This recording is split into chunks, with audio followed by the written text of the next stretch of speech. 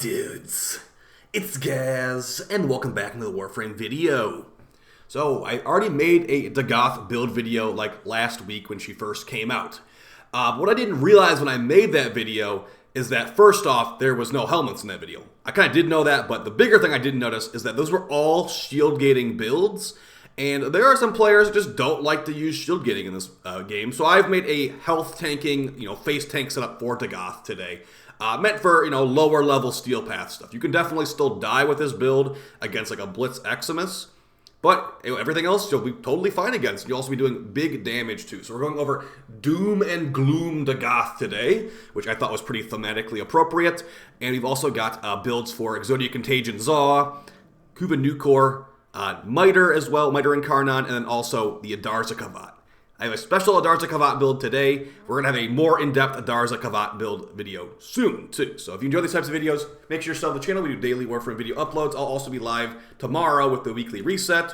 And, of course, all the Plague Star prep guide and all that stuff in a couple days, too, guys. So you're in the right place. You want to be over-prepared for the new Warframe updates. That's kind of the MO around here. All right, let's get right into it. Let's show what this build idea is. And, what you can basically use it for. Because, funny enough, I wouldn't actually recommend this build for every type of mission. So let's go ahead and do Invincibility turned off with a bunch of Heavy Gunners. So here's what we're going to do. We're going to activate our third ability, Grave Spirit, for increased crit damage. We're going to use the Gloom ability from Sevagoth to get a Lifesteal Aura and a Slow. And then we're just going to jump in there, basically, and have these enemies be slugs. So they can't really fight back right now. We can also use her first ability, Word Sights, to slow them down even more. So these guys are technically not stunned right now. This is just a slow.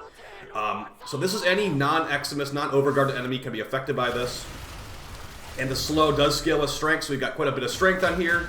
You can also use the Impact Kuva Nukor to make enemies vulnerable to Parazon finishers. And with the mod Power Drain, we get even more power strength.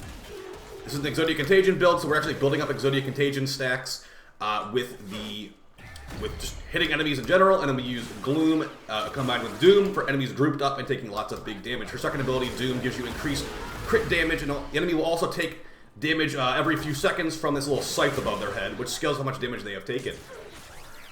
So that's the idea of the build. Basically, face tank, make enemies worthless, and also do some big damage. Just showing this in the simulacrum is not going to be as helpful as me showing it in game. So let's go ahead and go over some of this stuff before we get into the gameplay. So, as stated, we have Gloom from Sevagoth giving a slowing aura and a lifesteal technically too. We've got some armor, some outside armor sources making us have more armor. Dagath has only 145 armor at base, which is basically nothing. So you're looking for things like Arcane Reaper, Arcane Guardian, etc., etc.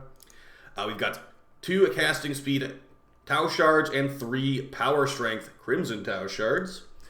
And we decided to keep her first ability, Word Sights, instead of taking away her giving her her fourth ability. The reason for that is the fourth ability is like 100 energy, and we're doing so much damage, the armor strip's not really necessary for most content. Now, you might be like, why do you have Arcane Reaper on here instead of Arcane Guardian? You already have health regen from Gloom, and you know what that reason is? Because I actually forgot to put on Arcane Guardian instead of Gloom, because I've been changing some of the stuff around. So, Arcane Guardian will give you more armor than Arcane Reaper. Reaper, I believe, is like, it's 660 armor and 24 health regen. The health regen part's not being used here at all. I'm just going to use Guardian for 900 armor, which will give us about 1,000 armor total. Arcane Strike, because this is a melee build, you can, if you're not doing the melee setup of this, you can definitely change this Arcane for something else. Really, the options are pretty vast. You can go multi-augmented. You can go for, if you're still using melee, or if you're using melee, you can even use like Arcane Fury if you're using the Glaive on this build, because the Glaive works great on this build too. But the idea of this build is that we are not shield gating. Well, we have shield gating technically with our shields, but we are not like rolling guard shield gating. We are using adaptation to give damage reduction on our health and our shields technically. We're getting Hunter Adrenaline where we get energy back when we're damaged. We get Equilibrium where every orb becomes another health or an energy orb for us, so we have infinite energy through that. Hopefully. Hunter Adrenaline is on here just if you want to be even more lazy. Prime Flow is going to give us a bigger energy pool. And then Prime Continuity will make things last longer with our abilities. So our Doom will last longer, our Word Scythe Slow will last longer, and then our Gloom will have a better equation for draining energy over time. You might have noticed that this Umbral Fiber is unranked. Because she has such low armor at base, we don't really get much value out of the Umbral Fiber. We literally are getting 20 armor out of this. If you max this mod out, it's like 100 extra armor. But it's also going to take a lot more mod drain on the build. So if you're able to fit out all 3 of the Umbra mods, go for it. But I've only got 1 Umbra Forma on Dagath right now. So yeah, let's go ahead and show this in mission real quick. We can start talking about the builds on the other stuff.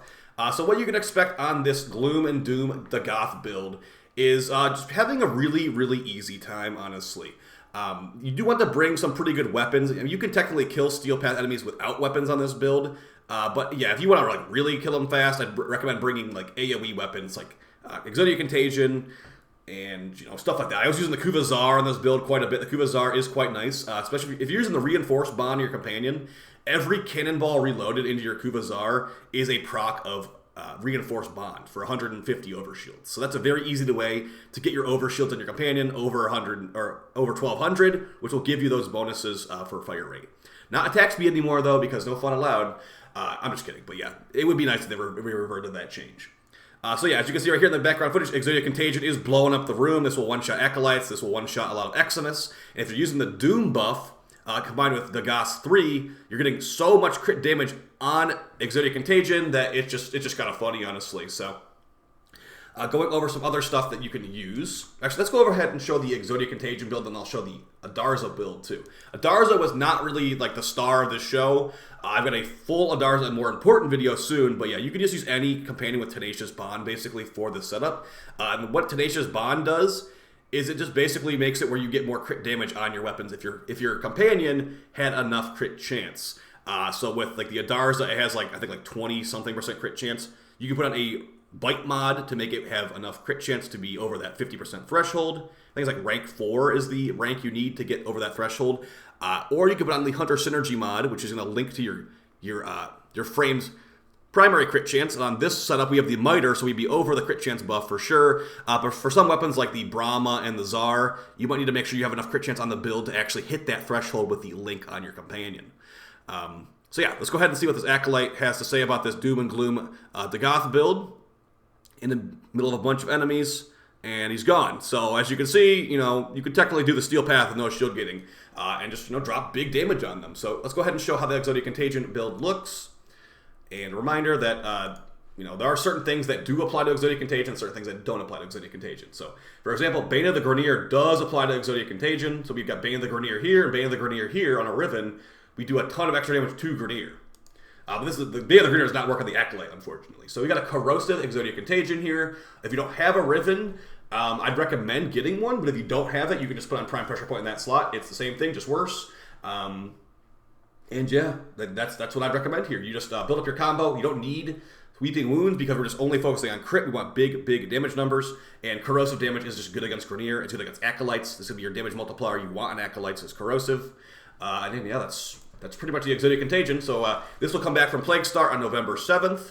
And I'll have a Plague Star prep guide soon. But yeah, you can basically get this from Plague Star. People were annoyed that they made some like heavy attack thing not work, and light attacks work totally fine. I'm pretty sure you can still do the heavy attack thing too if you really know what you're doing. So that's going to be the mandatory happen to Zaw. Now as far as the parts on this Rob, the reason I've gone Rob V here is Rob V has the highest Riven Dispo. Rivens do apply to Exodia Contagion, so the higher Riven disposition the weapon has, the higher stats that the Exodia Contagion can have. So I've got Vargeet 2 Jai, Link, Sikala, Grip, and Rob V Strike. I've also got some other Zaws too that I've been messing with on Dagath. We got the Doom Hammer right here, Vargeet 2 Jai, Pei, and Rob V. This is a machete, not a hammer. Then we've also got some other ones. My main Profit Taker Zaw for doing with Chroma is going to be the Candy Pain, I believe. This one is Vargeet 2 Jai, Plague Aquin, Plague Kiwar. The Bala Zaw can also be very good for this. We got Vargeet 2 Jai, Pei, and Bala. So those are some Zaws you can use with Exodia Contagion. The Adarza build. This is a special Adarza build for Contagion. We're using the mod called, Aerial Bond. Airborne kills decrease companion and recovery timer by 3 seconds. It's not really that powerful an effect, honestly, but it made sense because to use Exodia Contagion, you must be airborne to fire the projectile. So this thing's going to die. We're going to revive it in about, we got 45-second respawn time or so. In about 15 kills, it will be respawned instantly. And of course, if we get any Eximus kills, we chop off 18 seconds too. So if we get one Eximus kill and then like 5 normal kills, this thing will be back to life already. So very nice with that combination with Exodia Contagion. And as I stated earlier, we have Tenacious Bond giving us increased crit damage on our frame as long as our cat has enough crit chance. We've got bite, giving it enough crit chance. And as you can see right here, level 4 bite, it's at 50%. Well, actually, you can't see it in the UI because of that. 50% with the bite mod. Ooh, it's not applying, actually. You might need to go rank 5, actually. Okay. Well, good to know for the future. You might need rank 5 on the bite mod to actually have that work, even though it visually says, hey, Pablo, I found a problem over here. So I guess use a higher ranked bite mod than the UI is telling you for the time being. But you can also throw on Hunter Synergy. With my miter on here, it's only 44%. Okay, so yikes. You might want a higher ranked bite mod for sure then. Well, just forget I said that.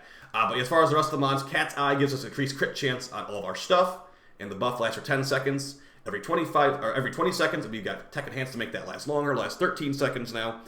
We've also got Prime Animal Instinct to see where the loot is. This is just a build for Contagion, basically. Many Pet Kit to make it respawn faster, and Fetch to absorb the loot. Tech Assault, 60% chance it won't die. In the footage, you might see me using Duplex Bond for Cat Illusions. It didn't really work that well, so I put Tech Assault on in the end instead. Now, as far as where should you use this build at, I would not recommend this build on any mission involving a thrax. If you know what a thrax is, those enemies that they start as a physical form after you kill them, they become a ghost. The transition of them turning into a physical form into a ghost is massively, massively slowed down by not only Gloom, but heavily slowed down by Dagath's first ability, Word Scythes. It makes it feel like over an entire minute for that thrax to turn into a ghost, and they are not fully dead until you kill the ghost form. So please do not run this on Conjunction Survival. Don't run this on Cascade. I mean, if your teammates are okay with you, slowing the thrax down massively in Cascade, then I suppose you could bring it. After I used Dagath in Cascade, I didn't want to bring her again because it really is annoying. But places you can actually bring this, I'd say it's pretty good in Disruption. I used this in Disruption for about 26 rounds, I think it was. It's very nice for debuffing the Demolist. Now, you might notice, too, we don't have her fourth ability, so we don't have any armor strip. You can go for the Unairu Focus School, which has a built-in armor strip, and I'll have to remember the name of the ability for it, but basically, yeah, you can still armor strip as long as you bring the correct focus tree. In this footage in the background, we are doing so much damage we don't need armor strip, so we're on Naramon just for easier combo maintaining. You've got 2 weapons that have the Dexterity Arcane, which are going to make it where you can basically have a longer combo duration, and every kill will make the weapon have more damage. So, or every melee kill will give the weapon more damage. So giving an example set up right here, here's how the miter was in this footage. So arcane primary dexterity on melee kill, increased damage, and then it gives your melee more combo duration. If you're going to Unairu, you probably want to do this kind of stuff to make it where the weapon is going to have more combo duration. So we got this viral build here, and my Riven is multi-shot crit damage minus ammo. Galvanized Aptitude definitely not needed, as the explosion is not affected by it. But, it's just so good for Acolytes that I'd like to keep this on here. Be my guest to change that off if you prefer. It's just a viral anti-Grenier build here. Keep in mind, too, if you are running this build in a mission with nullifiers, like Corrupted missions or Corpus missions, just search Nullifier. If you have this mod, Neutralizing Justice, just throw it right there. Nullifiers are now gone forever, and you can just run around with your buffs and not get nullified, hopefully. The Kuva Nucor was shown in a video before the update came out, but I'm still trying it out. And this is basically for proccing Power Drain. We've got an Impact Kuva Nucor. Impact procs make enemies more vulnerable to Parazon finishers. And we're using the Parazon mod, Power Drain. Next ability after doing a Mercy Kill gives 50% extra power strength. That could be either used on the crit damage buff on her 3 or the slow on Gloom. Once you proc that, just recast Gloom and you'll have a higher slow.